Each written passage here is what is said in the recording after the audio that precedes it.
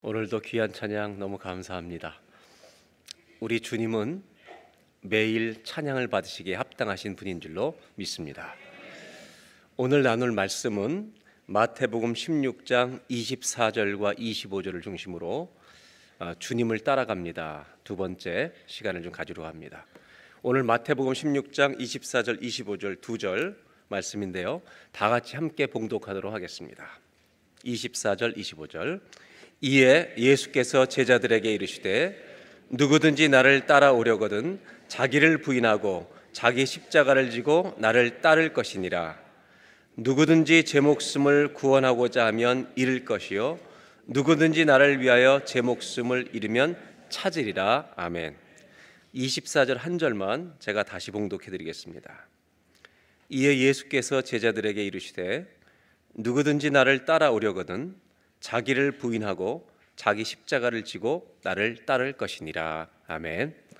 한 가지 간단한 질문을 드리고 싶습니다. 여러분, 24절을 읽어보니까 이 말씀을 듣고 여러분들 느끼는 소감이 쉽습니까? 어렵습니까? 쉬워요? 어려워요? 어렵습니다. 네, 그렇게 보이는 부담스러운 말씀입니다.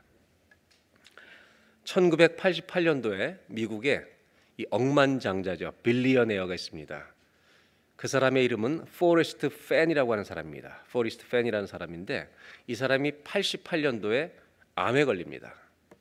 그리고 자기가 인생을 마무리할 때가 되었다, 이제 죽음을 앞두게 된 것을 알고 자기 재산 중에 300만 불어치의 금과 보석을 보물 상자를 만들어서 넣어서 어떤 미국의 특정 지역에 땅을 파고 묻습니다.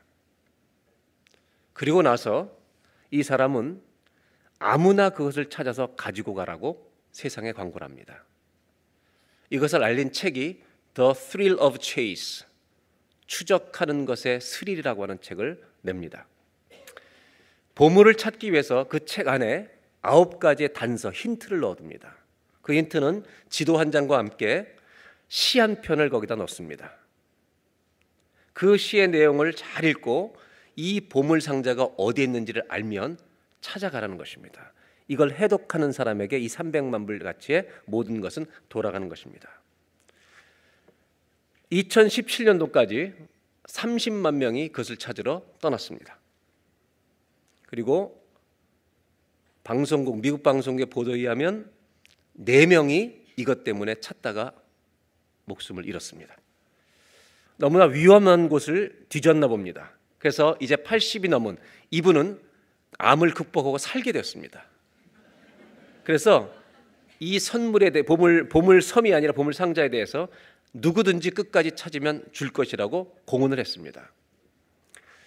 그래서 결국 지금까지도 이 보물 상자를 찾는 여행은 계속되고 있습니다.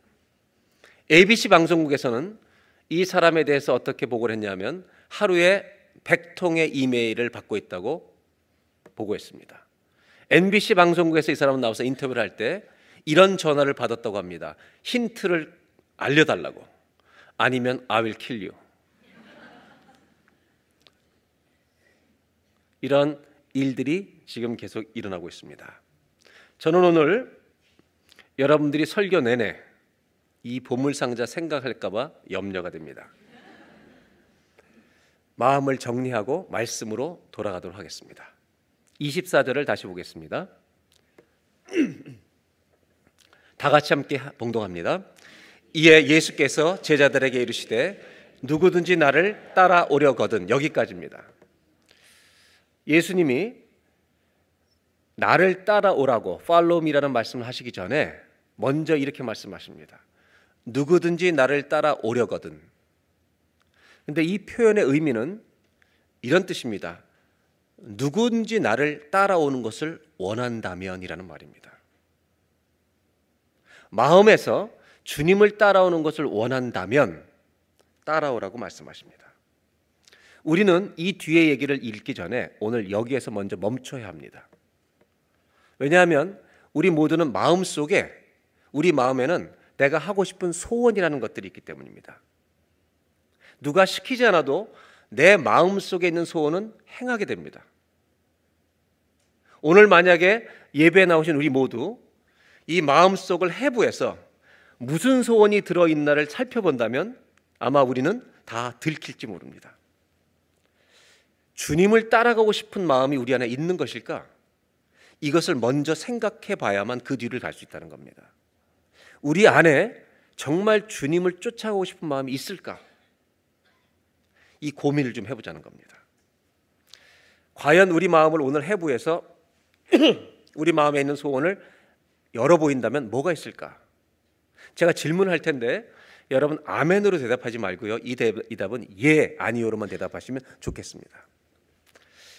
우리 마음속에 혹시 이게 있는지 대답을 잘 해보시기 바랍니다. 난 돈이 많았으면 좋겠다. 정직하게 대답을 해주시기 바랍니다. 나는 돈이 많았으면 좋겠다는 소원이 있습니까? 나는 평생토록 건강했으면 좋겠다. 아멘은 하지 마세요. 네. 자식들이 나는 잘 됐으면 좋겠다. 이거는요 저절로 일어나는 것입니다. 감출 수가 없습니다. 다 가지고 있습니다. 그런데 예수님이 따라오라고 하신 길은 어떤 길인가? 나를 따라오면 이 세상에서 무조건 형통하고 잘 된다? 이렇게 말씀하시지 않습니다. 평생 건강할 거라고 보장도 안 해주십니다. 오히려 예수님이 따라오라고 하는 길은 나를 따라오면 세상에서 성공하는 거, 어쩌면 출세하는 것도 포기할 수 있을지도 모른다고 오히려 주님 말씀하십니다. 아무도 너를 알아주는 사람도 없을지도 모른다라고 말씀하십니다. 그리스도인의 길은 우리가 속에 본능적으로 따라갈 수 있는 길은 아니라는 것이 분명합니다. 여러분 덮어놓고 따라가시면 안 됩니다. 어떻게 보면 우리가 가기에는 망설여지는 길입니다. 조금 더 솔직하게 표현하자면 내가 이 길을 꼭 걸어가야 되는가, 이렇게 살아가야 하는가 할 만큼 괴로운 길일 수도 있습니다. 그런데 예수님을 진정으로 믿으면 조금 신기한 일이 우리 안에 일어납니다. 작든지 크든지 우리 마음속에 그래도 이 예수님을 따라가 봐야 되는 거 아니야? 라고 하는 이 마음이 우리 안에 심기워지게 된다는 것입니다. 맞습니까? 아닙니까? 힘들긴 하지만 저와 여러분 안에 그래도 우리가 이 예수님이 말씀하신 길을 따라가는 거 아니야? 라고 하는 작은 생각이 있습니까? 없습니까? 있다는 것입니다. 그래서 예수를 믿고 나면 이것이 살아있다는 겁니다. 이 마음이 살아있어요, 우리 안에. 세상에서 보면 손해처럼 보이지만 절대로 손해가 아닌 것도 우리는 알게 됩니다. 하지만 이 세상에 땅을 밟고 살고 있기 때문에 하나님의 말씀하신 이 가치로 살아야 되는지 마음속에 그런 약간의 소원이 있으면서도 고민이 되는 것은 실제입니다. 그래서 그리스도를 따라가는 길은 어디에서 시작됐냐면 갈등에서 시작되는 겁니다. 왜냐하면 신앙인의 길은 내가 지금까지 살아왔던 방식과 다르게 사는 길이기 때문에 그렇습니다. 매일 하루에 24시간 주님을 따라야겠다는 불타는 소원이 내 가슴 속에서 쉬지 않고 24시간 뛰는 사람은 우리 중에 아무도 없다고 저는 확신합니다. 죄송합니다. 혹시라도 한 분이 계시다면 그분들은 바로 하늘로 올라가시길 바랍니다. 그러나 중요한 것은 그 주님을 따라가며 살고 싶다는 소원은 내 마음 안에서 살아서 계속 역사하고 있다는 것입니다. 불이라고 하는 것은요, 붙었다가 약해질 수도 있습니다. 하지만 진리를 믿는 믿음, 또 그것을 믿는 우리들에게 주님이 요구하시는 그 명령은 언제나 똑같습니다. 바뀌지 않습니다. 그래서 기독교 신앙은 감정에서 출발하는 게 아니라 진리에서 출발하는 것입니다. 예수님은 우리에게 주님을 따라오라고 말씀하실 때 우리의 감정을 흥분시켜서 자극시켜서 따라오라고 절대 하시지 않습니다. 오히려 침착하게 잘 비용을 계산해 보라고, 그리고 네가 인격적으로 결정해서 따라오라고 말씀하십니다. 요한복음 5장에 이런 병자가 한 명 나옵니다. 38년 된 병자가 한 사람 있습니다. 이 사람은 베데스다 연못가, 1년에 한 번 천사가 물을 동하면 제일 먼저 들어가는 선착순의 은총만 있는 그 베데스다 연못가에 매일 출근합니다. 어느 날 이 남자에게 예수님이 찾아오셔서 한 가지 질문하십니다. 그것이 6절입니다. 다 같이 읽겠습니다. 예수께서 그 누운 것을 보시고 병이 벌써 오래된 줄 아시고 이르시되 내가 낫고자 하느냐. 주님은 아주 간단한 질문하신 것입니다. 내가 낫고자 하느냐. 누구나 알아들을 수 있는 질문입니다. 예수님은 이 환자 38년 된 병자를요, 감정을 동요시키고 자극하고 흥분시켜서 어떤 흥분된 상태에서 병이 낫게 하시지 않습니다. 우리 예수님은 주님을 따라오라고 하실 때 우리의 감정을 자극해서 집을 다 팔아 바치고 오도록 요구하시지 않습니다. 저는 한국의 기독교에서, 기독교 집안에서 어렸을 때 자라서 가끔 부흥회를 가보면 사람들의 감정을 부추겨서 집 팔고 논 팔게 하시는 분들을 가끔 봅니다. 그분들은 팔고 평생을 후회합니다. 주님은 그렇게 절대 안 하십니다. 인격적인 결정을 요구하십니다. 우리가 70년대 교회 다녔던 분은 알겠지만 한국교회에서 교회 다닐 때 헌금 시간이 되면 헌금을 하면요, 목사님들에게 봉투를 들었습니다. 그리고 11조 아무개 이렇게 읽어주시던 기억 나십니까? 저는 어린 나이인데, 고등학생 때인데 왜 저렇게 하지? 저는 고민을 많이 했습니다. 혹시 저렇게 읽으면 헌금을 많이 할까? 저는 사실은 학생이었지만 보기에 좋지는 않았습니다. 더 충격적인 것은 제가 신학교에 다니던 교회였습니다. 한 400명 출석하는 교회가 건축 헌금을 하기로 결정해서 전 교인들이 헌금을 준비합니다. 건축 헌금 하는 날 담임 목사님은 건축 헌금 봉투를 드셨습니다. 그리고 이렇게 불렀습니다. 이 집사 50만 원, 김 집사 30만 원, 액수를 다 부르는 겁니다. 그러다가 더 충격적인 것은 박아무개 권사 100만 원, 그리고 멈추십니다. 그리고 그 권사님이 나오겠습니다. 그 봉투를 다시 주면서 400만 원 헌금에 이렇게 돌려줬습니다. 저는 그것을 지금도 잊지 못합니다. 헌금은 누가 드리는 건가? 저렇게 해도 되는 것인가? 헌금은요, 기분으로 드리는 게 아닙니다. 인격으로 드리는 것입니다.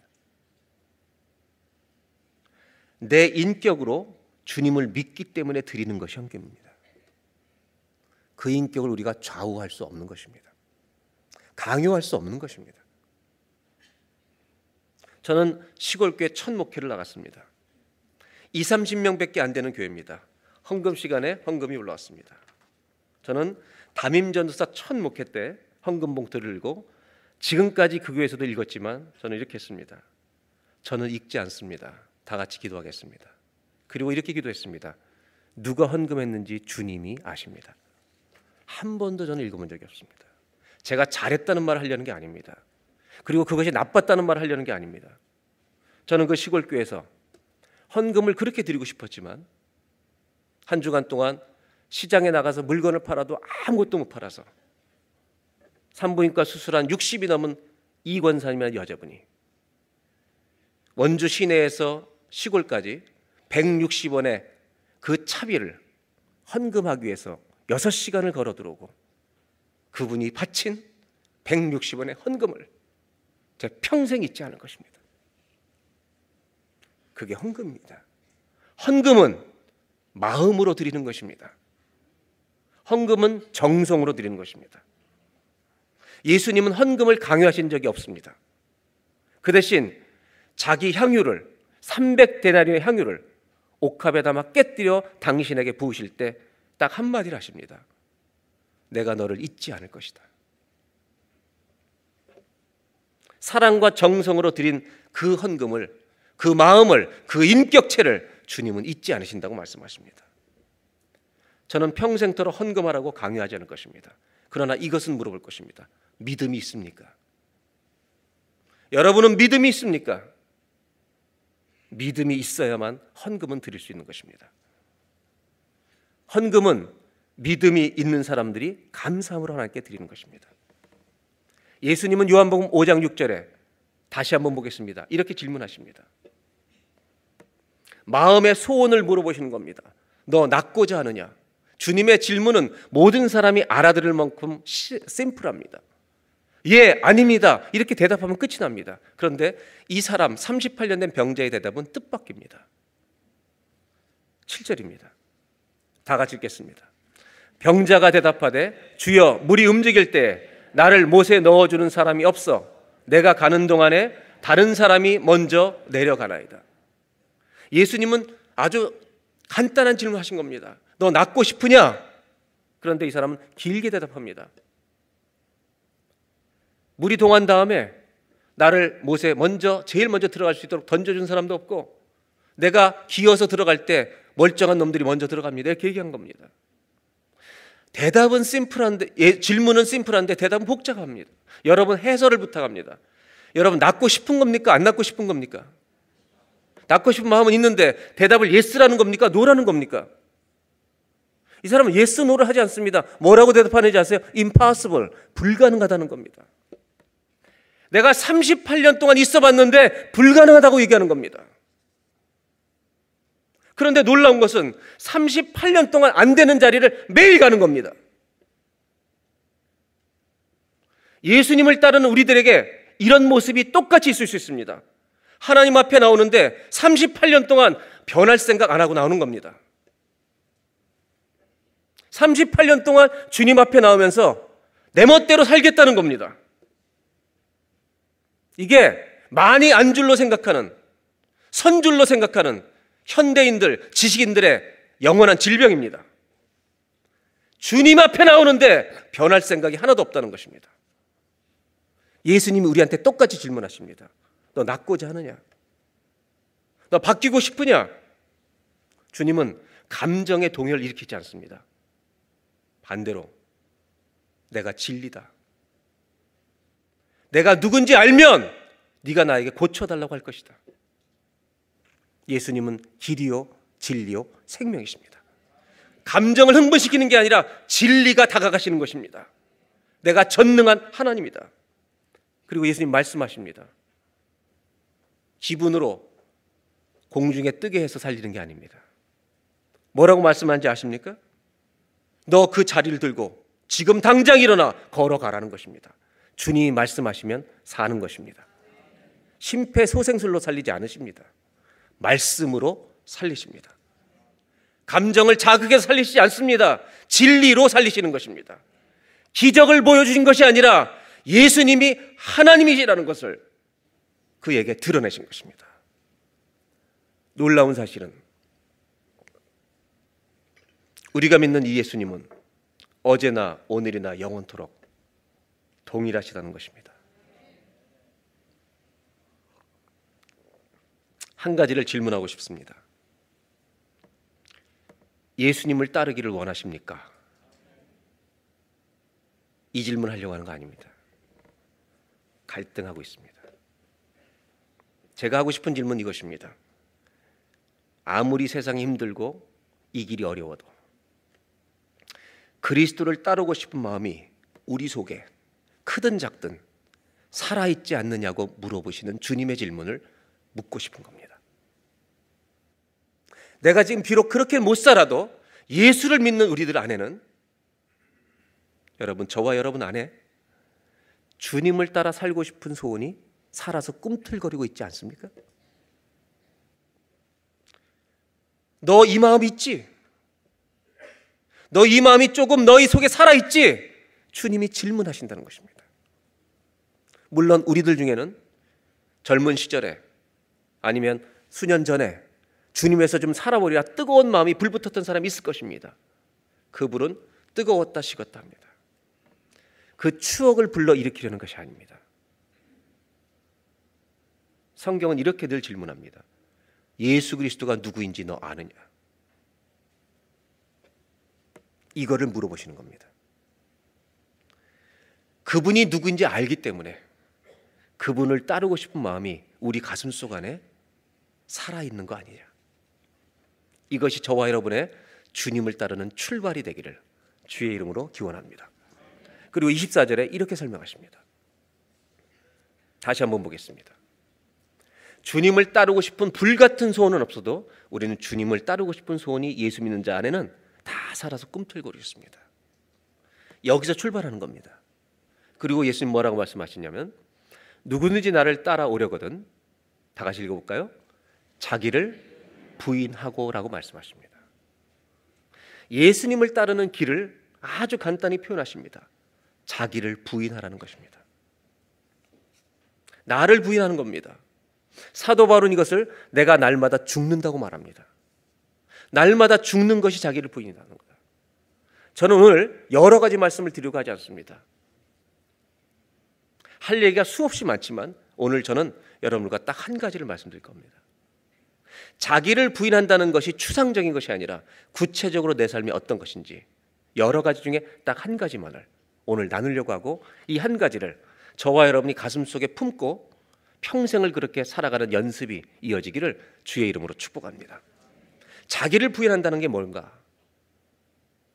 우리 모두는요, 내가 어떤 것을 결정하는 사고방식을 갖고 있습니다. 우리는 수많은 결정을 할 때 내 방식이 있는 겁니다. 어떤 사람은 조금 더 감정적인 결정을 하는 사람이 있습니다. 어떤 사람은 조금 더 이상적이고 계산적인 결정을 하는 사람이 있습니다. 어떤 사람은 다 떠나서 의지 방향을 딱 정하고 아주 굉장히 정말 의지가 굳건하게 그 결정을 하는 사람도 있습니다. 어떤 사람은 세속적인 결정을 하는 사람이 있습니다. 여러 가지 표현 중에 가장 쉽게 그냥 결혼 얘기를 좀 해보려고 합니다. 우리가 결혼할 때 어떻게 결정하는가? 사람은 다 결정하는 방법이 다릅니다. 만약 어떤 남자 청년이 여자를 딱 처음 만난 순간 얼굴이 너무 예쁘다, 와 너무 예쁘다, 결혼합시다, 이렇게 얘기하면 미친놈입니다. 그는 그렇게 감정적으로 결정하면 인생이 쉽지 않습니다. 성격도 문제가 많아 보이는데 돈이 너무 많다, 무조건 결혼하자, 너무 계산적입니다.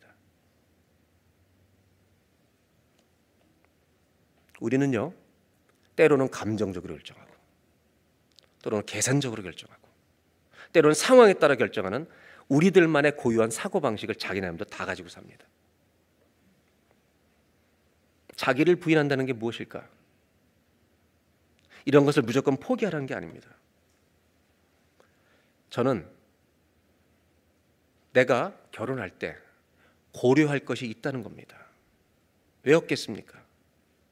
제가 딸내미 둘인데 결혼 조건 넘버원, 애들은 믿음이에요. 두 번째가 뭔지 아시죠? 예? 키 큰 거.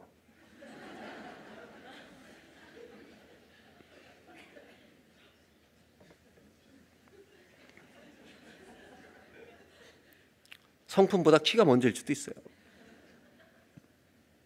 그런 것들 다 저는요, 키를 본다, 가문을 본다, 뭘 본다, 이거를 부정하는 게 아닙니다. 저는 여러분과 나누고 싶은 게 이겁니다.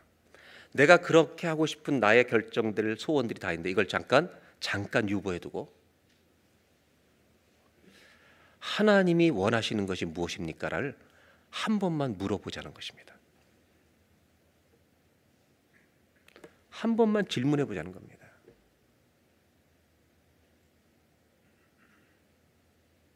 밴쿠버에 살고 있는 2세 청년 자매가 있습니다. 청년이 아닙니다. 이 자매는 한 남자를 만나, 믿음 좋은 남자를 만나서 데이트를 하기 시작했습니다. 둘이 교제하다가 주님께 인생을 드리기로 이제 결혼을 약정할 즈음에 남자 형제가 브레인 캔서가 발견됩니다. 1년 이상 살지 못할 것이라고 진단을 받습니다. 이 자매는 기도합니다. 그리고 신학교를 남자 형제는 LA에서 다니기 시작했습니다. 그리고 이 자매는 결혼하기로 결정합니다. 1년 넘게 살다가 결혼한 후에 남편은 세상을 떠납니다.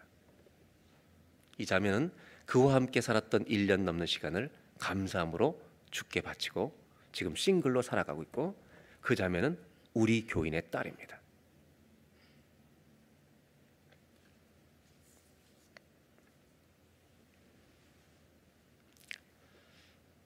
가문을 본다, 키를 본다, 성품을 본다.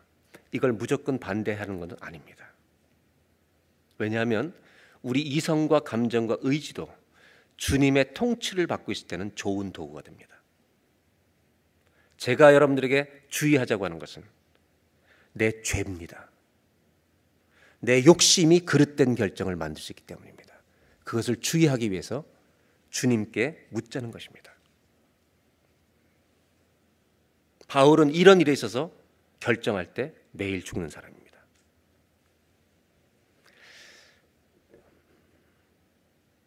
올해 제 아내가 결혼 30주년을 맞으면서 저에게 갑자기 중요한 질문을 던졌습니다. 여보, 당신은 왜 나를 선택했어요? 30년 전에. 중요한 질문이었기 때문에 제가 최선의 대답을 하기 시작했습니다.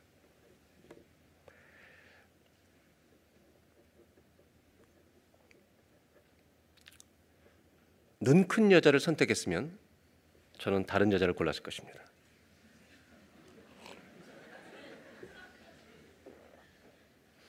제가 그렇게 결정했다면 제 아내는 저보다 키 큰 남자를 골랐을 것입니다. 우리는 돈도 보지 않았습니다. 그러나 서로 한 가지는 물었습니다. 하나님, 이 사람하고 결혼한 것을 주님이 원하십니까? 이거 하나는 물었습니다. 그리고 서울에서 평생 자란 대학교 4학년 학생한테 이 농촌 시골에서 평생 살 수 있겠냐 하는 것이 저의 결혼 청원이었습니다.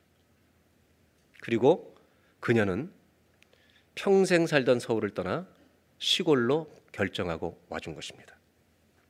제가 만약에 목회자가 아니라 일반적인 직장을 다니고 있는 사람이었다면 일반 직장 생활하는 그리스도인으로서 해야 될 질문을 여전히 했을 것입니다. 결국 저는 이 질문 앞에 피할 수 없이 대답을 했습니다. 저는 제가 2세를 위해서 키 큰 여자를 원했습니다. 제 이성이. 제 아내는 1m 62였습니다.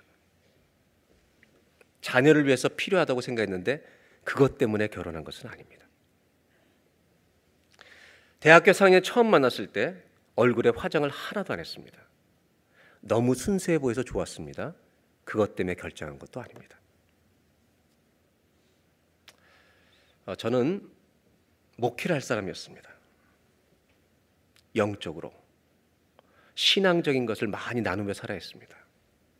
믿음의 길을 나눠야 했습니다. 저는 세상에서 똑똑한 사람이 아니라 영적인 것을 나눌 수 있는 믿음의 똑똑한 사람이 필요했습니다.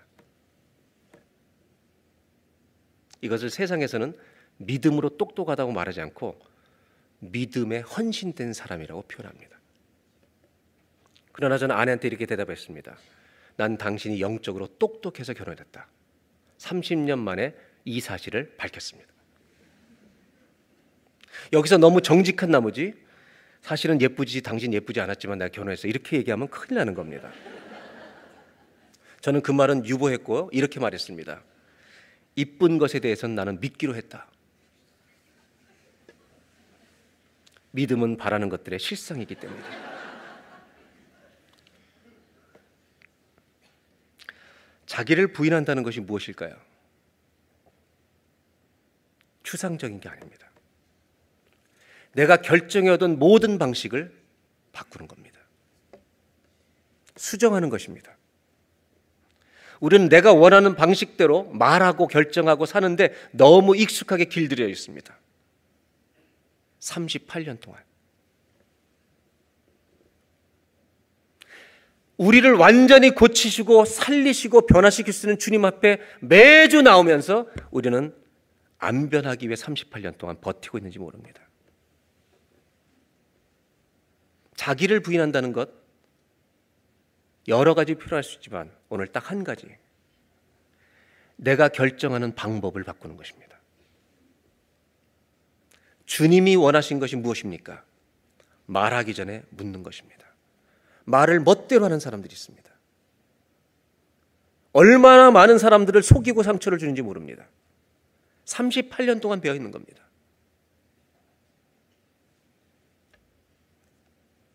사업을 멋대로 하는 사람들이 있습니다. 하나님의 기준에 어긋나게 안 바꿉니다. 자기를 부인한다는 것은 그것을 고치는 겁니다. 결정하는 방식을 바꾸는 겁니다. 이것을 택하는 순간 우리의 모든 것은 바뀌어질 것입니다. 왜냐하면 주님의 말씀은 진리이기 때문입니다. 내가 어디에 살 것인가? 무슨 말을 하며 살 것인가? 가족들을 어떻게 대할 것인가? 내가 직장생활을 어떻게 할 것인가? 내가 사업을 어떻게 할 것인가? 갑자기 바뀌는 것이 아니라 조금씩 조금씩 주님을 따라가는 성화의 아름다움이 우리 몸에 자리 잡게 될 줄로 믿습니다. 이 모든 것이 여러분 나의 결정에 의해서 바뀐다는 것입니다. 만일 내가 나를 부인하지 않는 내 멋대로 사는 방식을 계속해서 고집한다면, 자기를 부인하지 않기로 결정한다면 우리 모두는요 두 얼굴을 가진 인간이 되는 겁니다. 교회에서는 그리스도인처럼 보입니다. 그러나 세상에 나가면 흉측한 얼굴로 바뀝니다. 그래서 한국교회 목사님들 중에 그 자녀들이 아버지 보고 교회를 안 다니는 사람들이 많이 배출됐습니다. 목사만이 아닙니다. 일반 교인도 똑같습니다. 애들이 엄마 때문에 아빠 때문에 교회를 따라와 줄지는 모르지만 당신들이 믿는 하나님 나 믿고 싶지 않다고 애들은 지금 방황하고 있습니다. 지식이라고 하는 것은 내가 필요할 때 꺼내 쓰는 것입니다. 이것이 지식입니다. 그러나 진리는 내 인생을 바꿔버리는 것입니다. 서울을 공부하십시오. 뉴욕을 공부하십시오. 토론토, 프랑스 파리, 이태리 로마, 그리스 다 공부하십시오. 여러분 지식이 생길 겁니다. 그리고 그 지식은 내가 어디에 살 건가, 어디로 놀러 갈 건가 그것을 결정하는데 도움을 줍니다. 내가 무엇을 구하느냐에 따라 여러분 어디를 살 것인지를 결정하는 겁니다. 돈을 원하는 사람은 돈을 따라갈 것입니다. 기분을 원하는 사람은 감정을 충족시킬 곳을 찾아 떠날 것입니다. 환경을 구하는 사람은 좋은 환경을 따라 살 것입니다. 이것이 지식의 역할이지만 한계입니다. 즉 지식은 나를 돕지만 나를 이기지는 못합니다. 내가 지식을 이용하는 것뿐입니다. 그러나 진리는 어떤 것입니까? 진리는 내가 진리인 줄 알면 내 모든 것을 가지고 진리를 향해 가는 것입니다. 그래서 예수님은 천국을 땅에 감추인 보화라고 말씀하신 겁니다. 네가 그 보화를 진리를 발견하면 네 가진 건 모든 것 팔아 그 길로 간다. 이게 진리다. 예수님은 당신이 지식 중에 하나라고 말씀하신 적이 없습니다. 예수님은 길이고 진리고 생명이라고 태초부터 지금까지 말씀하십니다. 큰 배가 한밤중에 항구로 들어오고 있습니다. 항구로 들어와서 점점 가까워오는 중에 건너편에 작은 배의 불빛이 보이는데 부딪힐 것 같아서 무전을 칩니다. 기적소리를 크게 내면서 비키라고, 우리가 배가 워낙 크니까 네가 좀 비켜주면 좋겠다. 근데 이 작은 불빛 같은 데서 무전이 옵니다. 나는 등대요. 등대 앞에서는 아무리 큰 배도 지가 피해가는 것입니다. 아무리 이 땅에 큰 사람도 예수 진리 앞에 우리 모든 것을 가지고 그분께로 향해야 될 줄로 믿습니다.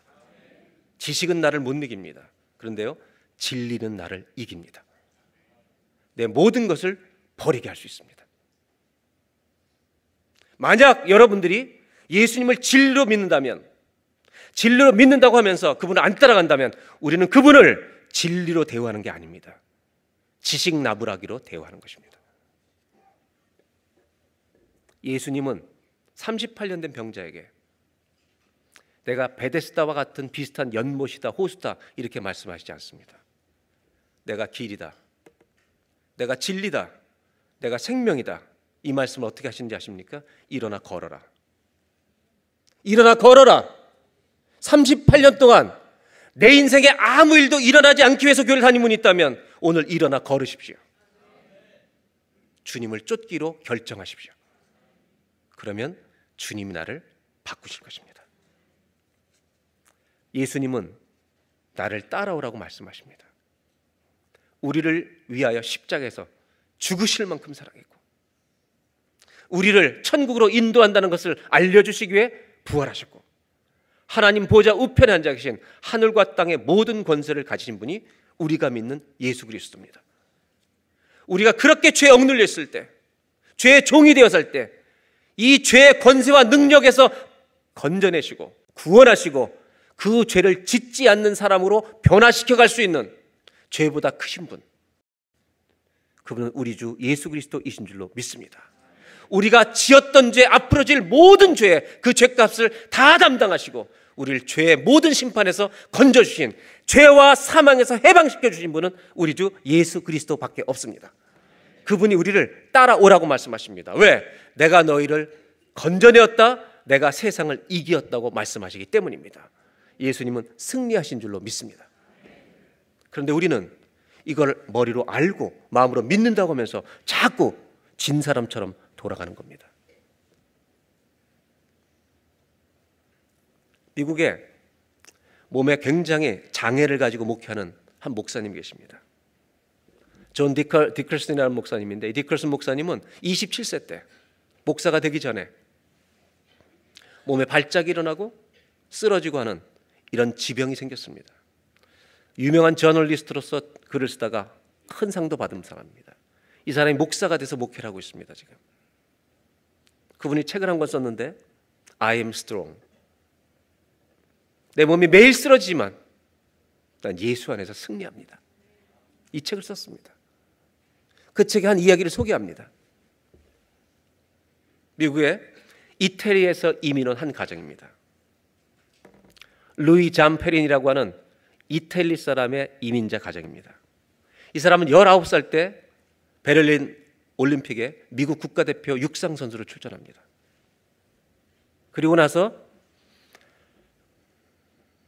2차 대전을 맞이합니다. 건강했던 터라 이 형제는 공군 부대에 지원해서 공군이 됩니다. 그리고 전투 비행기 조종사가 돼서 폭격을 하는 비행기 조종사로 하다가 비행기 고장으로 태평양 바다에 떨어집니다.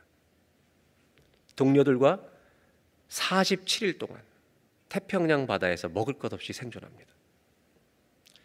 그 사람의 이야기를 다룬 책이 언브로큰이라는 책입니다. 이 책은 영화로도 소개되어 있습니다.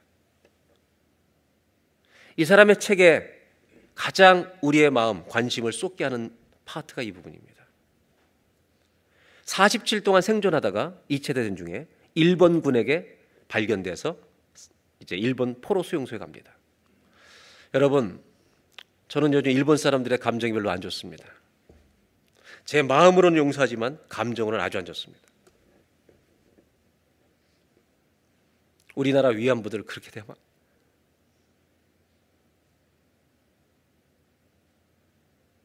말도 안 되는 얘기입니다.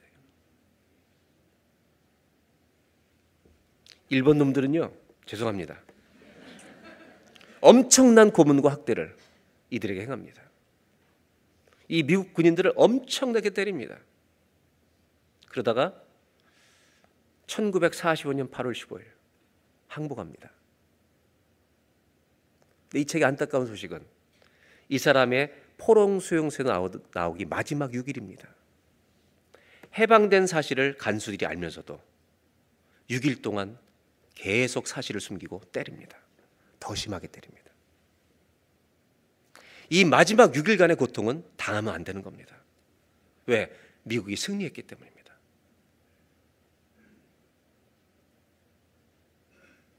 이 사람은 이 책에서 이런 얘기를 합니다. 예수 믿는 사람들 잘 들으라고. 예수님이 사탄을 때려 눕히셨는데 사탄의 종이 되어서 6일을 살고 있는 거 아니냐고. 사탄의 종처럼 예수님이 십자가에서 죽으시고 부활하셔서 우리를 죄와 사망의 권세에 해방시켜서 죄의 종이 되지 말라고 하셨는데 6일도 모자라서 38년 동안 죄의 종으로 살아가고 있는 거 아니냐고. 복음이 뭔지 아십니까? 예수님이 우리를 죄의 종에서 풀어주신 것입니다. 해방시켜내신 것입니다. 그분을 따라가면 죄와 싸워 이기는 은혜를, 힘을 얻을 수 있습니다.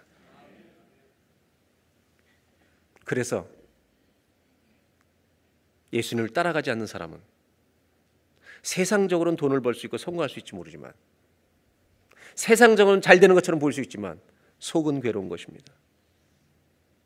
잘 돼도 괴롭고 안 돼도 괴로운 것입니다. 그러나 이 따라가는 길이 힘들고 갈등 있고 어려운 길이지만, 내가 잘 되든 안 되든 관계없이 이 주님을 따라가면 이 마음속에는요 평안이 있을 줄로 믿습니다. 그래서 예수님은 자기를 부인하고 네 십자가를 지고 따라오라고 하는 말씀과 정반대의 말씀을 우리에게 하십니다. 마태복음 11장 28절, 수고하고 무거운 짐진 자들아 다 내게로 오라. 나를 따라오면 내가 너희를 쉬게 하리라. 아주 모순되는 말씀입니다. 힘든 길인데 마음이 쉼을 얻는다는 겁니다. 29절, 나는 마음이 온유하고 겸손하니 나의 멍에를 메고 내게 배우라. 그리하면 너희 마음이 쉼을 얻으리니. 30절 다 같이 읽겠습니다. 이는 내 멍에는 쉽고 내 짐은 가벼움이라 하시니. 우리는 처음에 이렇게 대답했습니다. 주님을 따라가는 거 어렵다고 대답했습니다. 그런데 그 갈등 속에서 따라가면 따라갈수록 쉬워지는 겁니다. 기뻐지는 것입니다. 이것이 복음의 길입니다. 그리스도인의 길입니다. 예수님이 겟세마네에서 드렸던 기도가 뭔지 아십니까? 내 소원대로 하지 마시고, 육신을 가진 내 소원 이것대로 하지 마시고 아버지의 소원대로 해주십시오. 결정하시기 전에 한 번은 물어보셔야 합니다. 주님, 이렇게 결정하는 거 기뻐하십니까? 38년 동안 못 고쳤던 결정 방법을 고칠 수 있기를 주의 이름으로 축원합니다. 옆에 분하고 인사하시겠습니다. 주님을 잘 따라가시기 바랍니다. 한 번 더 인사하겠습니다. 고치시기 바랍니다. 여러분, 안 고치고 내 방식대로 사는 거 한 단어로 고집이라고 합니다. 한 번 더 인사하겠습니다. 고집 부리지 마시기 바랍니다. 오늘 저는 한 가지 결론을 말씀드리려고 합니다. 주님을 따르는 것이 무엇일까요? 자기를 부인하는 것. 자기를 부인하는 게 뭘까요? 한 번만 따라 하실까요? 결정하는 방법을 바꾸는 것이 주님을 따르는 길입니다. 저는 오늘 이거 한 가지를 말씀드리는 겁니다. 결정하는 방식을 고치십시오. 38년 된 병자처럼 우리를 살려내신, 그리고 우리를 계속해서 고쳐주실 그 주님 앞에 나오면서도 38년 동안 불가능하다고 생각하고 나는 내 방식대로 살겠다고 고집 피우지 마시고, 주님 말씀하십시오. 일어나 걸으라고. 그러면 내가 낫겠나이다. 오늘 이 예배가 되기를 주의 이름으로 축원합니다.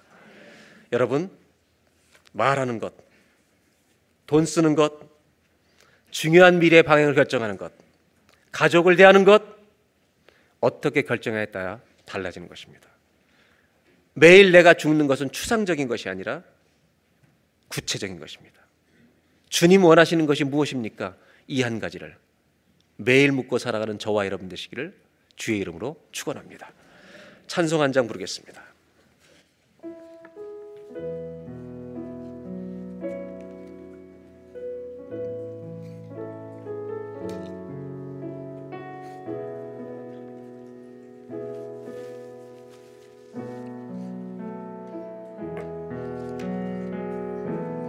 예수의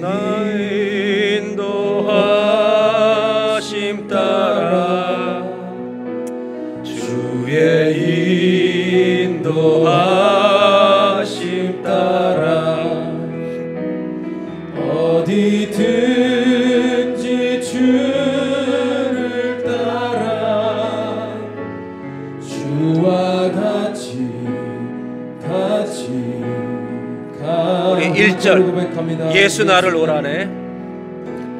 예수 나를 오라네.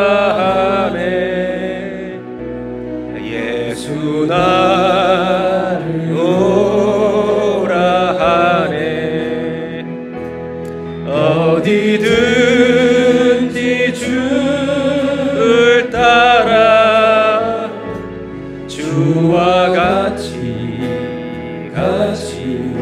1절을 영어로 한번 부르겠습니다. I can hear my Savior. I can hear my Savior calling. I can hear my Savior calling. I can hear my Savior calling. Take thy cross and follow, follow. Where he leads me, where he leads me, I will follow. Where he leads me, I will follow. Where he leads me, I will follow. I go with him, with him. Where he leads me, I'll follow. Where he leads me, I will follow. Where he leads me, I will follow. Where he leads me, I will follow. Where he leads me, I will follow. I go with him, with him. 오, 주의 인도하심 따라, 주의 인도하심 따라, 주의 인도하심 따라, 어디든지 주를 따라, 주와 같이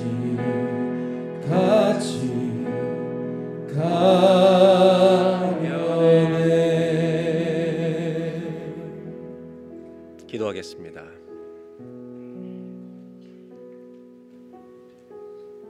이 시간에 1, 2분만 오늘은 작은 목소리로 기도하겠습니다.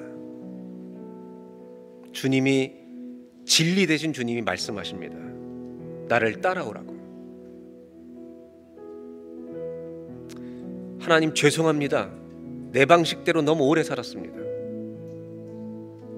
나를 살려내신 주님, 나를 넉넉히 고치시는 주님 앞에 나오면서 38년 된 병자처럼, 바보처럼 절대로 나를 아무도 못 바꿀 것이라고 고집스럽게 살아왔습니다. 해방된 사실을 모르고 6일 동안 맞은 것처럼 주님의 자전대 사단의 종처럼 살 때가 참 우리가 많이 있습니다. 이 시간 다 같이 기도합니다. 작은 목소리로 기도하겠습니다. 주님을 따르고 싶습니다. 도와주십시오. 진리 되신 주님을 끝까지 평생 쫓아가게 해주십시오. 다 같이 잠시 기도하겠습니다.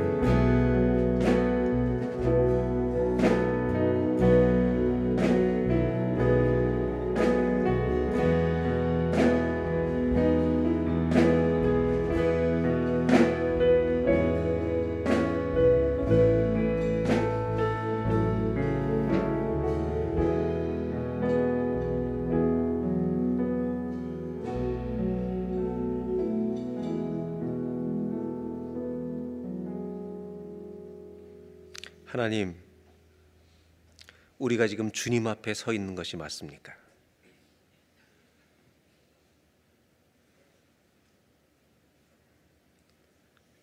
우리 주님이 누구인지 알고 서 있는 것이 맞습니까? 38년 동안 안 되는 자리로 매일 나오고 있는 것은 아닙니까?